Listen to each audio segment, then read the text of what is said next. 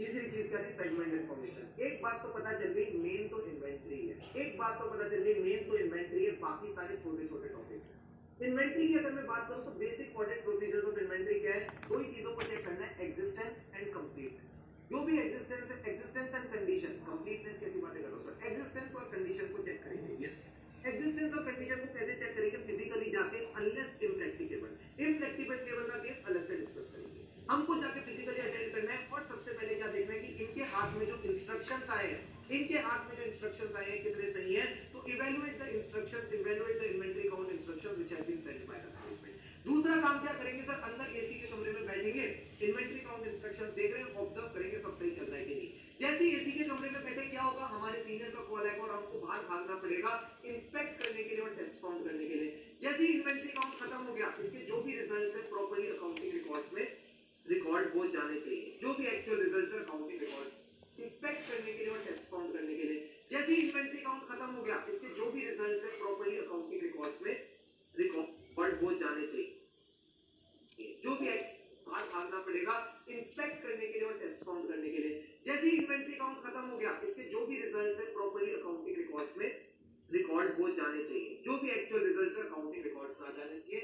That's all about the inventory procedures. Sir, what are the procedures in special circumstances? For example, management को 31 मार्च को करना था, इन्होंने 15 अप्रैल को किया, तो क्या कर सकते हैं? Answer is yes, it is possible because of practical reasons.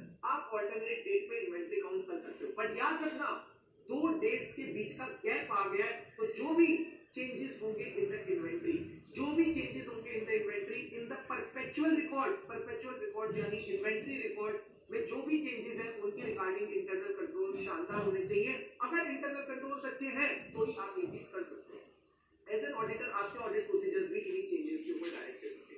आप तीन चीजों को ध्यान में रखेंगे in deciding the nature, timing and extent of your audit procedure. क्या क्या है ये तीन मैटर?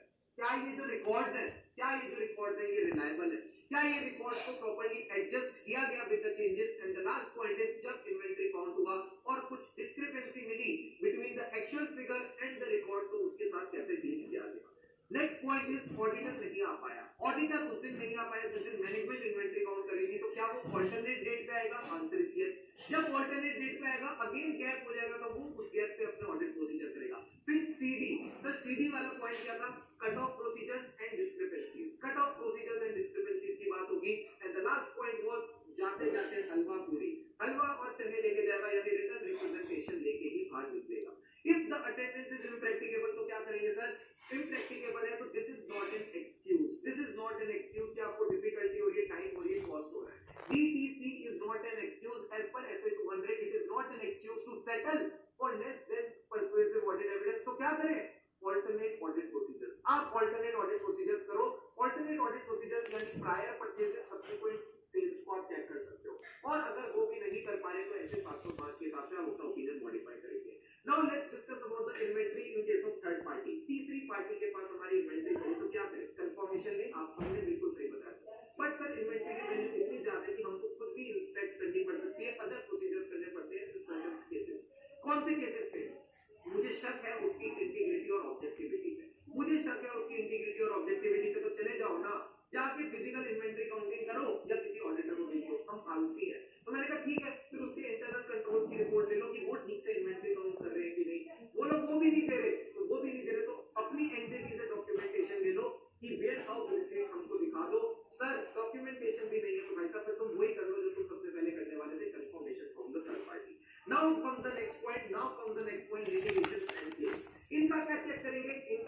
क्या जल्दी से सारे बच्चे तुम बताओ, तुम तो मेरे को सुने जा रहे हो, सत्संग थोड़ी चल रहा है, ऑडिट की क्लास चल रही है। लिटिगेशन एंड क्लेम्स का क्या चेक करना चाहते हो तुम? What is that one thing जो तुमको दिलचस्पी है लिटिगेशन एंड क्लेम्स की चेक करने में? लिटिगेशन एंड क्लेम्स का क्या चेक करेंगे आप? रॉबर्ट बताइए। Inquiry, reviewing minutes, reviewing legal expenses accounts. अरे मिनट्स नहीं, कंप्लीटनेस चेक करेंगे ना। मिनट्स तो ऑडिट प्रोसीजर्स का पार्ट है, मेरे दोस्त। आप कंप्लीटनेस चेक करो, वेरी वेरी गुड। किसने बताया? शिवानी, कशिश, भारत और एग्जिस्टेंस इन्वेंटरी की चेक होती है, लिटिगेशंस की एग्जिस्टेंस नहीं, कंप्लीटनेस चेक होती। ठीक है, वेरी गुड शिवा, क्या बात है। तो कंप्लीटनेस चेक करने की क्या तरीके? सबसे पहले इंक्वायरी करो, तुमको तो लिटिगेशन के बारे में पता ही नहीं है, तो मैनेजमेंट से इंक्वायरी करो क्या लिटिगेशन से क्या क्लेम्स है। दूसरा क्या चेक करेंगे, मिनट्स चेक करेंगे, जो बच्चे ने बताया मिनट्स चेक करेंगे, और जो भी कॉरेस्पॉन्डेंस हुई है इन हाउस लीगल काउंसिल से बात करेंगे। एक्सटर्नल लीगल काउंसिल की कॉरेस्पॉन्डेंस को चेक कर सकते हैं। The last point is this only, या लीगल एक्सटर्नल को रिव्यू करके चलो। अब एक बात बताओ, क्या मैं डायरेक्ट कम्युनिकेशन कर सकते हो एक्सटर्नल लीगल काउंसिल से? हाँ कर सकते हो, बट अगर मैनेजमेंट रोके और आप ऑल्टरनेट ऑडिट प्रोसीजर्स ना परफॉर्म कर पाओ तो आप अपना ओपिनियन मॉडिफाई करना, एंड में रिटर्न रिप्रेजेंटेशन लेते हुए आना, एंड में रिटर्न रिप्रेजेंटेशन लेते हुए जमा कर सकते हो। बट अगर मैनेजमेंट रोके और आप ऑल्टरनेट ऑडिट प्रोसीजर्स ना परफॉर्म कर पाओ तो आप अपना ओपिनियन मॉडिफाई करना, एंड में रिटर्न रिप्रेजेंटेशन लेते हुए आना, एंड में रिटर्न रिप्रेजेंटेशन लेते हुए आना। That's all about litigation, that's all about litigation. इसमें बहुत ज्यादा मसाला नहीं है।